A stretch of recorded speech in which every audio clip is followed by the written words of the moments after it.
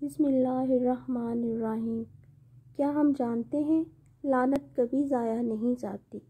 محمد صلی اللہ علیہ وآلہ وسلم نے فرمایا، جب کوئی شخص کسی شخص یا چیز پر لعنت بھیجتا ہے تو یہ آسمان پر جاتی ہے، آسمان کے دروازے بند کر دیے جاتے ہیں، پھر یہ زمین پر آتی ہے تو اس کے دروازے بھی بند ہو جاتے ہیں، پھر یہ دائیں بائیں جاتی ہے، اور اگر اسے کوئی راستہ نہ ملے تو یہ اس پر پڑ جاتی ہے جس پر یہ بھیجی گئی ہو، اور اگر وہ لعنت کا مستحق نہ ہو تو یہ واپس اسی کی طرف پلٹ آتی ہے جس نے لعنت بھیجی ہوتی ہے۔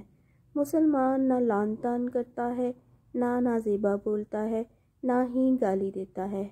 ہم دن میں کتنی دفعہ لعنت بھیجتے ہیں، کتنی گالی دیتے ہیں۔